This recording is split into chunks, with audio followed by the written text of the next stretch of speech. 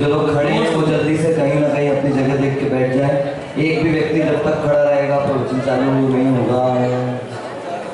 जो जहाँ है वहीं बैठ जाओ। सभी विराज जाए। धुल जाएंगे कपड़े। मौसम साफ दे रहा है। कहीं जगह नहीं मिल रही हो तो मंच खाली आ सकते हो। सभी कोई खड़ा नहीं रहेगा। सभी युवा जो सामने की ओर खड़े हुए कृपया जहाँ ऊपर सामने आप बैठ जाइए। और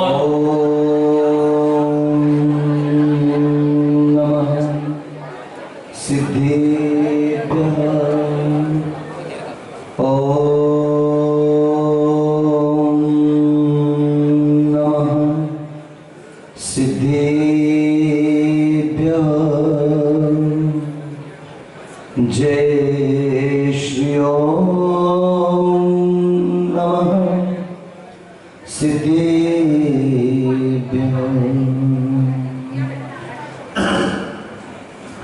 नमः श्री वर्धमानाय निर्धूत कलिलात्मने सालोकानां त्रिलोकानां यद विद्या दर्पणायते श्री शांतिवीर शिव धर्माजीत श्रेयांस सूर्याचार्य फिर गुरुवर अभिनंदन सागर जग पूजित आचार्य मुनिवर आर्याय लक क्षुलक त्यागी व्रतियों के स्वामी गुरु आपकी करूं वंदना बनने को शिवपथगामी बनने को शिवपथगामी। बोले पंच परमेश्वरी भगवान की, मूल नायक श्री 1008 वृषभनाथ भगवान की, देवपुरी एवं श्रवणोदय में विराजमान चैतन्य चमत्कारी चिंतामणि पार्श्वनाथ भगवान की, चारित्र चक्रवर्ती प्रथम आचार्य गुरुवशी शांति सागर जी मुनि महाराज की, परम पूज्य समाधि सम्राट अभीक्ष्ण ज्ञानोपयोगी वात्सल्य मूर्ति मम दीक्षा गुरुवर्य षष्ठम पट्टाचार्य समाधिस्थ आचार्य श्री अभिनंदन सागर जी महाराज की, परम पूज्य योग रत्नाकर धर्मालंकार राष्ट्र गौरव आचार्य श्री रयन सागर जी महाराज की, परम पूज्य वर्तमान सप्तम आचार्य श्री अनेकांत सागर जी महाराज की, समाधिस्थ आचार्य निजानंद सागर जी महाराज की, उत्तम दशलक्षण धर्म की, अहिंसा परमो धर्म की, युवा शक्ति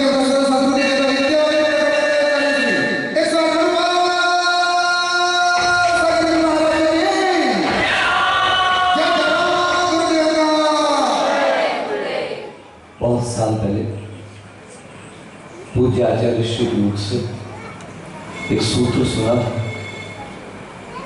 it is the fasting of our body but the testing of our soul. पूज्यपाद भगवंत कहते हैं यद जीवस्योपकाराय तद देहस्यापकारकम यद देहस्योपकाराय तद जीवस्यापकारकम। It is the fasting of our body, but the testing of our soul. उपवास शरीर का होता है, भोजन शरीर के लिए रोक दिया जाता है, साधना शरीर की जाती है। लेकिन आचार्य भगवंत कह रहे हैं कि शरीर की साधना के माध्यम से आत्म तत्व की सिद्धि का एक महान लक्ष्य सिद्ध किया जाता है। क्योंकि खिचड़ी को पकाना हो तो खिचड़ी बाद में पकती है, पहले कुकर पकता है, पहले कढ़ाई पकती है, पहले बर्तन गर्म होता है और उसके बाद जाकर के वह अंदर का भोज्य पदार्थ तैयार होता है। ऐसे ही अगर आत्म तत्व की उपलब्धि, उसकी सिद्धि, उसके अस्तित्व की साधना करनी है तो उसके लिए हमें शरीर को माध्यम बनाना पड़ता है, शरीर को साधन बनाना पड़ता है। और इस साधन को हम जितना संतुलित लेकर के चलते हैं उतनी ही संतुलित साधना के परिणाम से हमारे इस महान लक्ष्य की सिद्धि हुआ करती है। एक बहुत अच्छे गुरु और शिष्य थे, शिष्य ने एक दिन गुरु से पूछा कि भगवान आप इतने उपवास करते हैं, आप इतने व्रत करते हैं, आप एक वक्त भोजन करते हैं, आप अपने मन का आहार ग्रहण नहीं करते, जैसा श्रावक गृहस्थ आपको देता आप वैसा स्वीकार करते हैं, इतनी सारी कठिन साधना और परेशानियों के बाद आपके चेहरे पर इतनी मुस्कान कैसे दिखाई देती है? तब आचार्य भगवंत ने कहा एक काम करो, वो नारियल पड़ा हुआ है इसको जरा फोड़ दो। उसने नारियल फोड़ दिया। तब महाराज कहते नारियल फोड़ तो दिया, मेरी शर्त तो सुन ले कि नारियल को ऐसा फोड़ना है कि ऊपर का छिलका तो फूट जाए लेकिन अंदर का गोला वैसे ही का वैसा निकल करके आ जाए। उसने एक नारियल तोड़ा, नहीं बचा, दूसरा नारियल तोड़ा, अंदर भी फूट गया, तीसरा नारियल तोड़ा, अंदर भी फूट गया, ऐसे कई नारियल तोड़ते चला गया। वो जैसे जैसे नारियल फोड़ता था, कितने भी संभाल करके फोड़ता था, ऊपर का छिलका तो फूटता था, अंदर का गोला भी फट जाता था। तब शिष्य बड़ा परेशान हो गया, अपने गुरु से कहता है भगवान कैसे होगा? तब वो पीछे से एक दूसरा नारियल निकाल करके देते हैं, बहुत संभाल करके वो नारियल को फोड़ता है। अब छिलका अलग और गोला बिल्कुल सुरक्षित बाहर निकल करके आ जाता है। शिष्य से गुरु पूछते हैं बेटा तूने कुछ ध्यान दिया? बोले हाँ भगवान, मेरी नजर में ये बात आ गई कि पहले जितने गोले फोड़े गए थे, पहले जितने नारियल फोड़े गए थे वो सारे के सारे गीले थे और आखिरी में जो आपने मुझे नारियल दिया वो सूखा नारियल था। आप गीले नारियल को फोड़िएगा, ऊपर का छिलका भी टूटेगा और अंदर का नारियल भी फट जाएगा। लेकिन जब आप सूखे नारियल को फोड़ते हैं तो छिलका तो टूट जाता है लेकिन अंदर का गोला सुरक्षित बाहर निकल आता है। शिष्य हाथ जोड़कर गुरु के सामने बैठा था क्योंकि एक अद्भुत उपदेश गुरु के माध्यम से मिला कि जिसे शरीर और आत्मा के भेद का विज्ञान है, जिसे शरीर और आत्मा ये पृथक पृथक द्रव्य है। शरीर कल ने परसों आपसे कहा था न मे मृत्यु कुतो भीतिर, न मे व्याधि कुतो व्यथा, ना हम बालो न वृद्धो हम न युवैतानि पुद्गले। कल ने परसों ये बात आई थी, I am not subject to death, then why do I fear with the death? जब मैं मरण का विषय हूं ही नहीं, ये मरेगा तो शरीर मरेगा, तो फिर मैं किस बात से डर रहा हूं? मैं रोग का विषय नहीं हूं, रोग आएंगे तो शरीर को आएंगे, आत्मा को कोई रोग लगने वाला नहीं है। आत्मा का तो एक ही रोग है साहब, जन्म जरा और मरण, मोह राग और द्वेष। जिन्होंने इन रोगों को जीत लिया उसे कैंसर से डरने की जरूरत नहीं है, उसे कोलेस्ट्रॉल से डरने की जरूरत नहीं है, उसे कोरोना से डरने की जरूरत नहीं है। सारा का सारा डर एक रोग का है और वो रोग कौन सा रोग है? मोह का रोग है। इन्होंने घर नहीं छोड़ा, इन्होंने परिवार नहीं छोड़ा, इन्होंने वस्त्र नहीं छोड़े, इन्होंने दीक्षा धारण नहीं करी, लेकिन कहते हैं ना गृहस्थो मोक्ष मार्गस्थो निर्मोहो नैव मोहवान अनगारो ग्रहीष्वयान निर्मोहो मोहिनो मुनि। रत्न करंडक शावकाचार्य पूज्य आचार्य भगवंत समंत भद्र देव की हकारिका है कि घर पर रह करके भी जिसे मोक्ष का मार्ग दिखाई दे रहा है, जिसकी रुचि मोक्ष मार्ग में उत्पन्न हो गई है, वो घर में रहता हुआ भी मोक्ष मार्गी है। और अगर मोक्ष मार्ग में आकर के भी घर परिवार संसार के प्रति राग बना हुआ है तो वो मोक्ष मार्ग में होकर के भी ग्रही जैसा है। इसलिए बंधुओं, जिसने भेद विज्ञान को जान लिया, शरीर और आत्मा ये दो पृथक तत्व हैं, जैसे लाइट और करंट पृथक तत्व हैं, बल्ब और करंट पृथक तत्व हैं। जब तक करंट है तब तक बल्ब में लाइट जल रही है, अगर करंट गया तो बल्ब को पकड़ करके बैठे रहना, लाइट जलने वाली नहीं है। ऐसे ही ये आत्मा उस करंट के रूप में है। जब तक ये आत्म तत्व इस शरीर में विद्यमान है, इस शरीर को हर कोई पूछ रहा है, शरीर को हर कोई देख रहा है, शरीर का हर कोई सम्मान कर रहा है, लेकिन जैसे ही शरीर से प्राण निकलेंगे इस शरीर का सारा सम्मान एक शव के रूप में रह जाएगा मात्र, और उसका भी संस्कार कर दिया जाएगा, फिर उसकी कोई उपयोगिता नहीं। ऐसे नश्वर तन का उपयोग करके इन तपस्वियों ने संगस्त मुनिराज अनुकरण सागर जी महाराज का आज 30वां उपवास है। संतरामपुर में एक बहन रिया, आज उसका 30वां निर्जल उपवास है।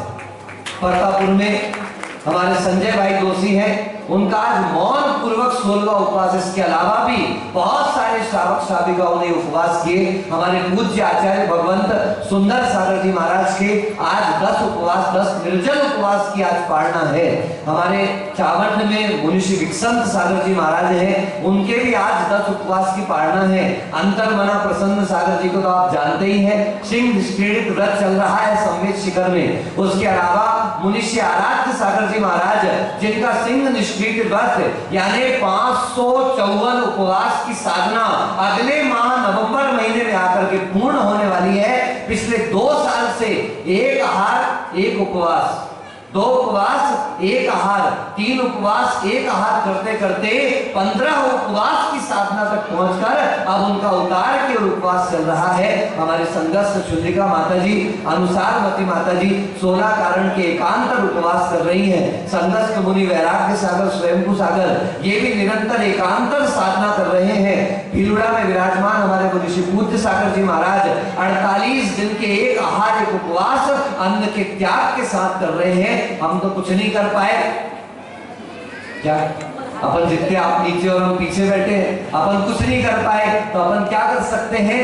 इनकी अनुमोदना में एक बार जो रुको, ये ताली वाली तो बहुत है बॉम्बे में बजाने वाले, अपन को तो जयकारा बोलना है। क्या बोलना है? किसका जयकारा बोलने वाले हैं? बोलो भाई।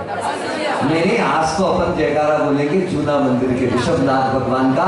बोले श्री 1008 मूल नायक ऋषभनाथ भगवान की जयकारे ऐसे बोले जैसे कि विचारों के इनके 10 दिन के उपवास चल रहे हैं। बोलो श्रवणोदय में विराजमान चैतन्य चमत्कारी चिंतामणि पार्श्वनाथ भगवान की। थोड़ी सी जान आई है, एक जान और लगा दो। बोलो चारित्र चक्रवर्ती आचार्य शांति सागर जी महाराज की।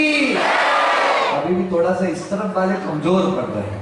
देखो आपके नगर गौरव है, बोले नगर गौरव आचार्य श्री रेण सागर जी महाराज की। एक धक्का और मारना। बोले मम दीक्षा गुरुवारी आचार्य अभिनंदन सागर जी महाराज की। तपस्वियों का ये तप हम सबके लिए अनुमोदना और एक प्रकार की प्रेरणा है कि पंचम काल है। सुन लेना सब ध्यान से। चतुर्थ काल में हजार वर्ष का तप कर लो, और इस पंचम काल में अगर छोटा सा भी तप करते हो तो चतुर्थ काल की साधना पर भारी पड़ सकता है। आपने गृहस्थी में होते हुए इस धर्म की अनुपालना की, इन व्रतों का अनुपालन किया, मेरा मन गदगद है। और आप सबके तप की अनुमोदना पहली बार है। मैं भी स्वास्थ्य ठीक नहीं रहा तो विद्यावृत्ति नहीं कर पाया इनकी किसी की भी, लेकिन फिर भी जो धर्म ध्यान करा सकता था, जितनी संवेदना पहुंचा सकता था, मैंने पुरुषार्थ किया।